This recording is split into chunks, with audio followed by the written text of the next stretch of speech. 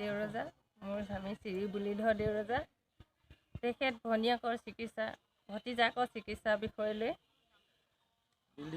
দিল্লীলৈ গৈছিল। যোৱাত গাজিয়াবাদৰ পৰা ঘূৰি আহোঁতে পুৰণা দিল্লীতে তেওঁ নিৰুদ্দেশ হ'ল। 13 তাৰিখ ফেব্ৰুৱাৰী মাহৰ 13 তাৰিখে। সেইদিনাখনৰ পৰাই ধৰি আজিলৈকে কোনো অনুসন্ধান পোৱা নাই। সেয়েহে মই সকলোকে হাতযোৰ কৰি কৈছোঁ, কোনোবা যদি সেই ব্যক্তিজনক শ্ৰী বুলিধৰ দেউৰজা নামৰ মানুহজনক পায়, সোনকালে মোক গোটাই দিয়ে যেন সেই মোক সদায় আগত কৰজোৰে প্ৰাৰ্থনা কৰিছোঁ।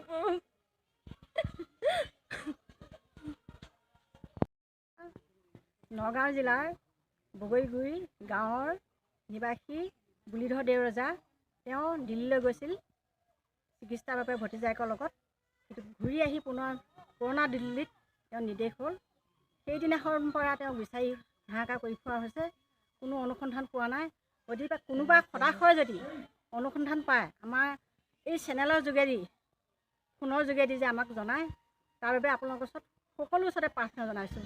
এইজনী পৰিবাৰ তেওঁ কান্দি কুটি হাহাকাৰ হৈছে, একেবাৰে দুখীয়া নিচলা মানুহ। গতিকে মই আপোনালোকক কাকতি কৰিছোঁ, তেওঁ যে স্বামীক যে পুনৰ ঘূৰাই পায়, তাৰ বাবে মই সকলো অসমৰ ৰাইজৰ হৈ, ভাৰতবৰ্ষৰ হৈ মই প্ৰাৰ্থনা জনাইছোঁ। কৃষ্ণ।